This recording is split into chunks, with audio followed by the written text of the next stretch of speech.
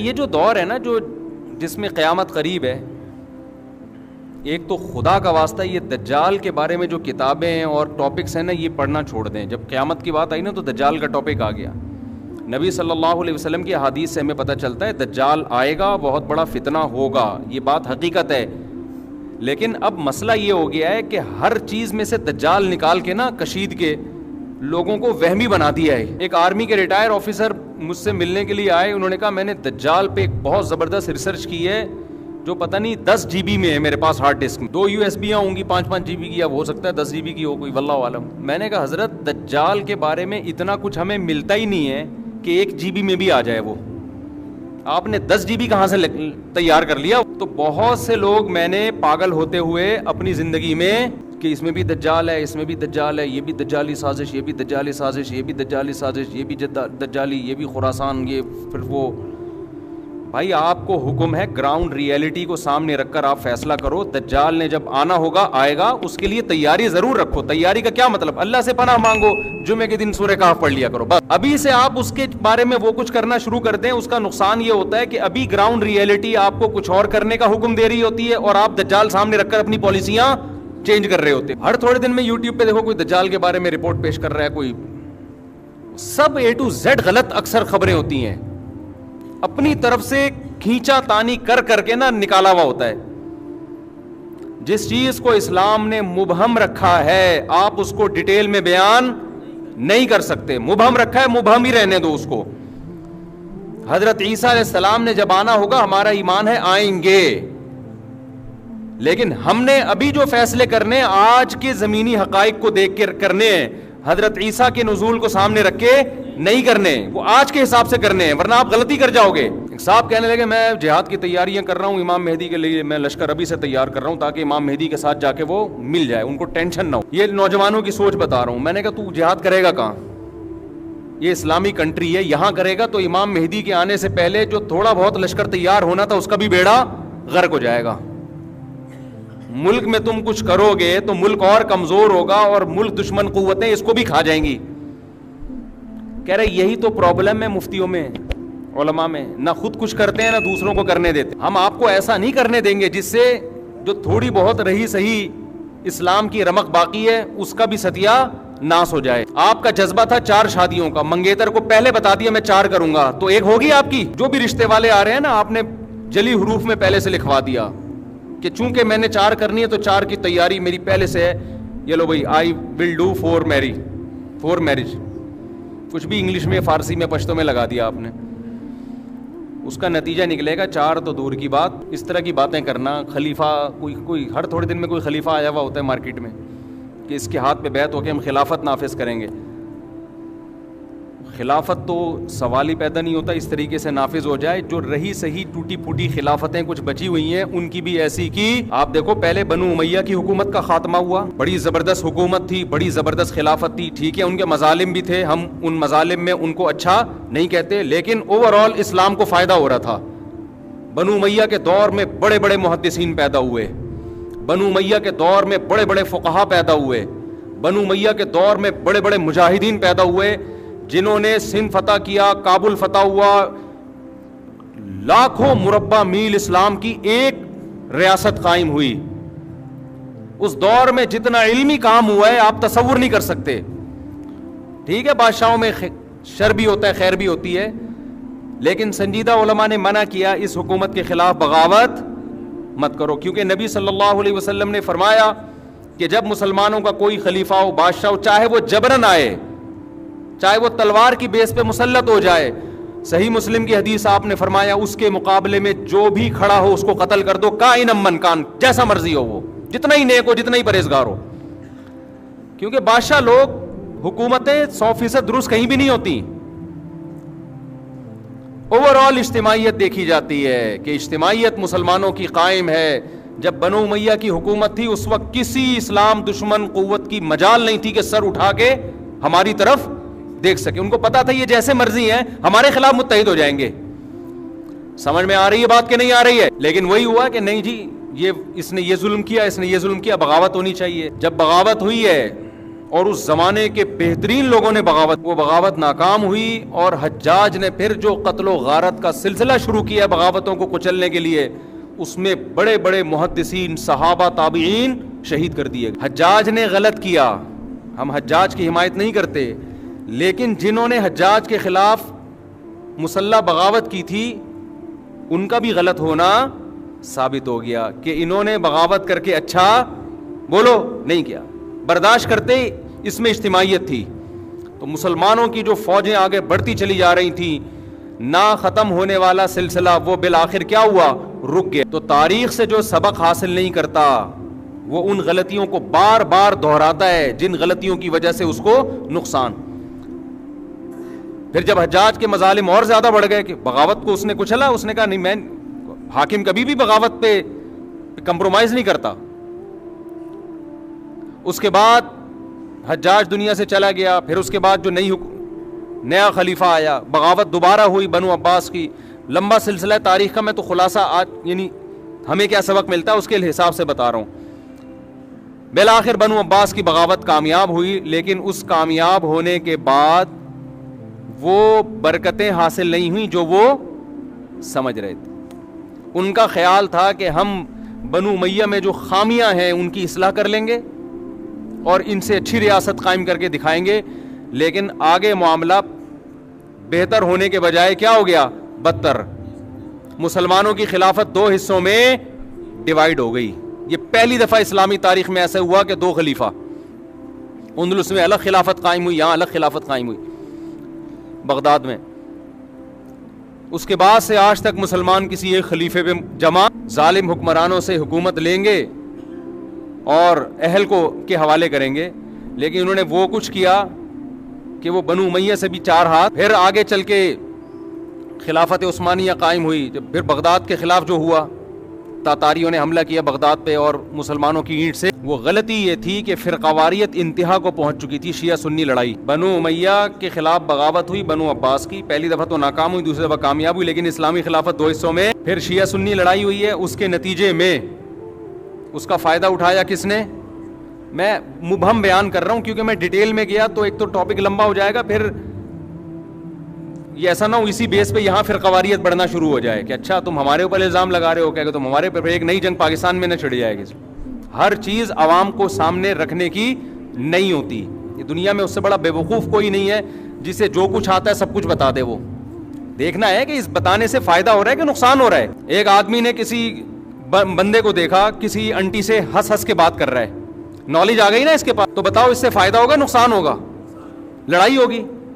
اب کوئی کہہ رہا ہے تو اس کی بیوی کو کیوں بتا رہے؟ کہہ رہے نالج جتنی بھی ہو شیئر کر دینی چاہیے، اسے کبھی بھی چھپا کے نہیں رکھنا. حق یہ ہے کہ حق کو بیان کیا جائے، حق یہ ہے کہ دیکھا جائے کہ یہاں حق کو بیان کرنے کا فائدہ ہے یا نقصان ہے. حق تو ہے لیکن یہ بیوی کو بتانے کا نہیں ہے. اس سے شوہر کے بدگمان ہوگی، لڑائیاں ہوں گی، الگ سے چھپڑ میں لے جا کے میاں کو سمجھا دو انسان کا بچہ بن جا ورنہ انٹی کو بتا دوں گا میں. سمجھتے ہو کہ نہیں سمجھتے؟ اس لیے جو آج کل کے جو بہت سے اسکالرز آ رہے ہیں نا، جو سب کچھ عوام میں شیئر کر رہے ہیں، یہ نہیں دیکھ رہے کہ اس کے فائدے ہو رہے ہیں کہ نقصان ہو رہے ہیں. اور کمال کی بات یہ تمام لوگ جو فرقواریت پھیلاتے ہیں، لیبل لگاتے ہیں فرقواریت ختم کر رہے ہیں. تو بہرحال وہ شیعہ سنی لڑائی ہوئی، پڈا ہوا، پھر انہوں نے کہا ہم انتقام لیں گے. نتیجے میں یہ خلافت، بغداد کی خلافت کا کیا ہو گیا؟ ایسی کی تیسی ہو گئی. وہاں بھی غصے کو کنٹرول نہ کرنے کی وجہ سے ہوا ہے. سمجھتے ہو؟ بنو عباس کو بنو امیہ پہ غصہ تھا، کنٹرول نہیں کیا انہوں نے. یہ نہیں دیکھا کہ غصے کو جاری کرنے کے نقصانات ہیں یا فائدے ہیں. انہوں نے کہا نہیں، انہوں نے ظلم کیا بھی تھا، ہم نے ظلم کا انتقام لینا ہے. انتقام لے کے واٹ کس کی لگی؟ مسلمانوں کی. پھر بنو عباس کی خلافت آئی. ہم نے کہا، یعنی بڑوں نے کہا، اہل سنت والجماعت نے کہا جو ہے جیسے ہے اس کے خلاف تلوار نہیں اٹھائی جائے گی. پھر قوارانہ لڑائی شروع ہوئی بغداد میں. اس میں اگر یہ دیکھتے کہ زبانی حد تک بات چیت رہے، مار دھاڑ کی نوبت نہ آئے، تو وہ کچھ نہ ہوتا جو ہوا. آپس میں دو فرقے لڑے ہیں اور باقاعدہ تلواروں سے لڑے ہیں، جس کے نتیجے میں پھر نقصان یہ ہوا کہ انہوں نے کہا ہم آپ سے کسی اور طریقے سے انتقام لیں گے. اور وہ انتقام یہ لیا کہ تاتاریوں کو راستہ دے دیا، آ جاؤ بھائی بارڈر خالی ہے. سمجھتے ہو؟ سامنے یہ بن گئے کہ ہم آپ کے ہیں، اور پس پردہ کیا جب ایک آدمی کمزور ہو کے پٹتا ہے نا تو پھر وہ تلوار سے مقابلہ نہیں کرتا, پھر وہ دوستی میں آستین کا سانپ بن کے کاٹتا ہے آپ کو. تو پھر انہوں نے آستین کا سانپ بن کے کاٹا.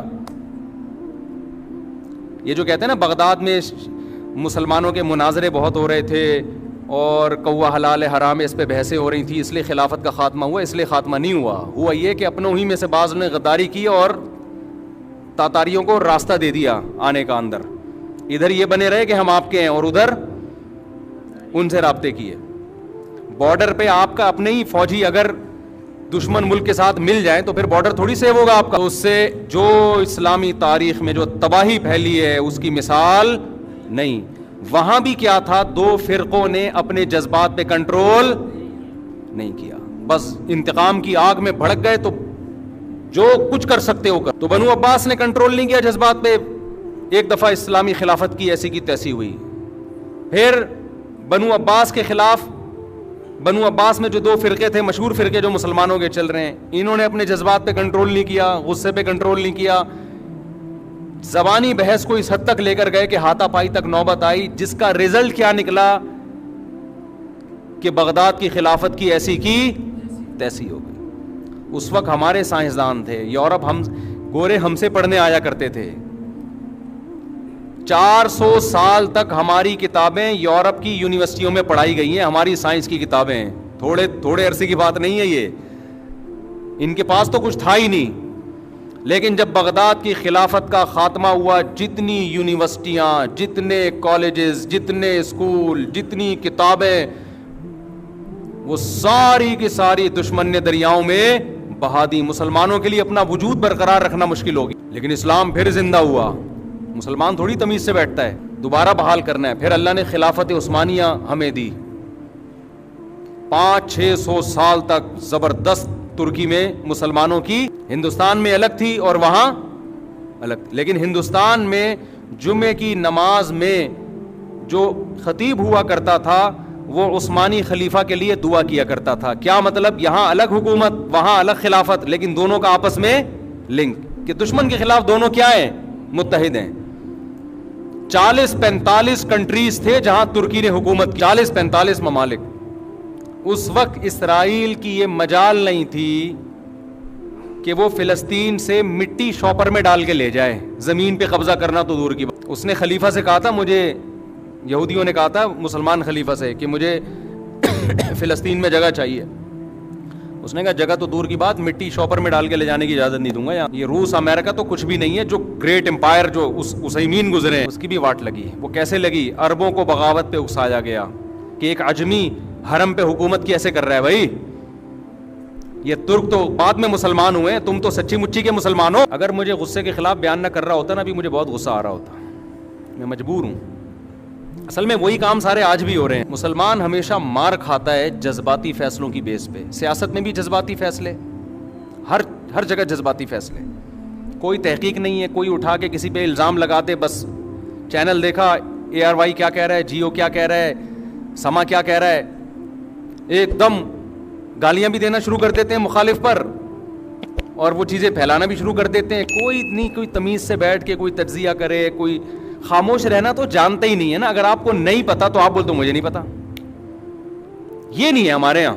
مجھ سے کوئی پوچھ رہا ہے اس کو کس نے مارا, میں کہہ رہا ہوں اللہ کی قسم مجھے نہیں پتا کس نے مارا, میرے پاس کوئی درائے نہیں ہے. لیکن تجزیہ کرنا ہر آدمی کی ذمہ داری ہے. مجھے نہیں بھی پتا, میں ٹی وی دیکھ کے بتاؤں گا اس نے مارا ہے. اس سے ملک میں انارکی پھیلتی ہے, معصوم لوگوں پہ الزامات لگتے ہیں.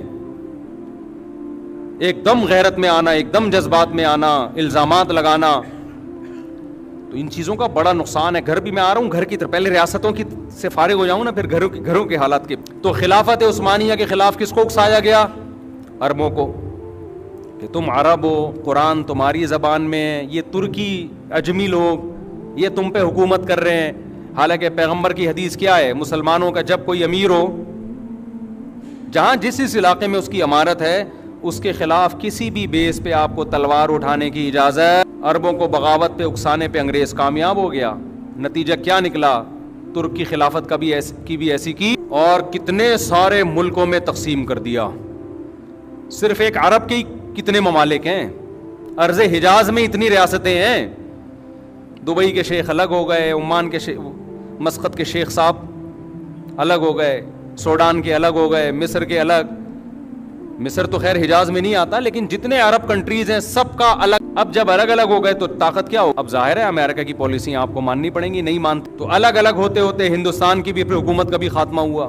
وہ بھی مسلمانوں کی غلطی تھی, انگریز آئے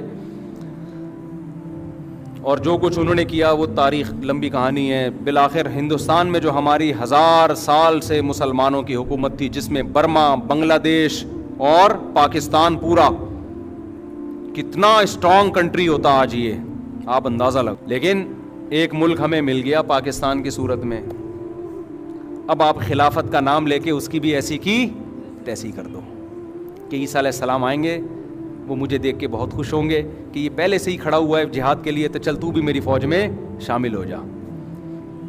ایسا نہ ہو عیسیٰ علیہ السلام آ کے پہلے تیری ٹھکائی لگائیں کہ ایک ملک تھا کم بخت, وہ اس کو بھی تو نے کسی قابل نہیں چھوڑا خلافت کے. کیونکہ یونیورسٹیوں میں, کالجز میں اس طرح کی تحریکیں نا ہر تھوڑے دن, آپ خلافت کے لیے کیا کر رہے ہو؟ لوگ آئیں گے ہم سے پوچھتے ہیں آپ خلافت کے لیے کیا کر رہے ہو؟ آپ تو 4 شادیوں کی باتیں کرتے ہو, خلافت کے لیے کیا کر رہے ہو؟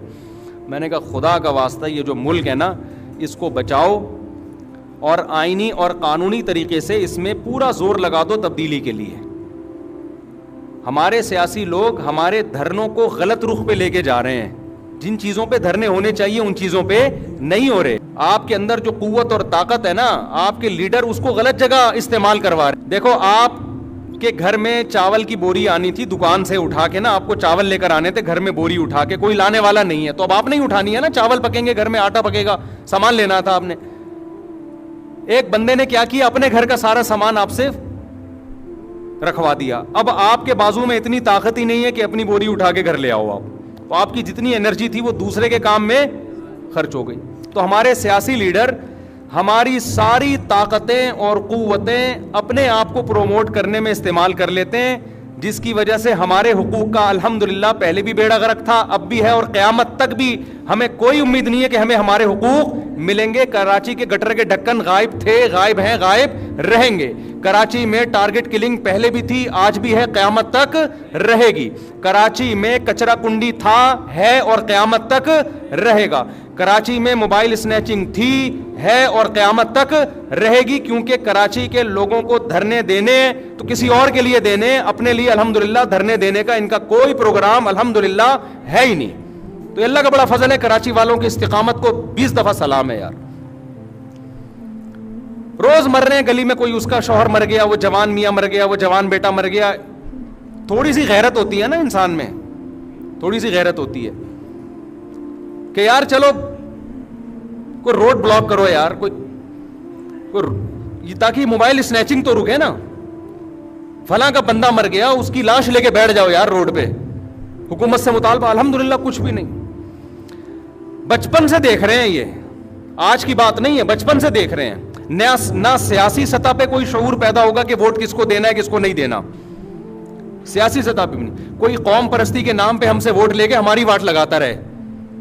قوم پرستی کے نام سے ہم سے ووٹ لیے گئے اور ہماری ہی دکانوں کو بولو لوٹا گیا. اور آج بھی وہی قائد ہے. قائد کبھی بھی چینج نہیں ہوگا, چاہے زمین آسمان ادھر سے. تو اس لیے اب ہمیں غم بھی نہیں ہوتا. اب ہمیں الحمدللہ خدا نے آج تک اس قوم کی حالت نہیں بدلی. نہ ہو آپ جس کو اپنی حالت کے, نہ ہو خیال جس کو اپنی حالت کے بدلنے کا. خدا نے آج تک اس مرد کی بیوی نہیں بدلی, نہ ہو جس کو خیال آپ اپنی بیوی کے بدلنے کا.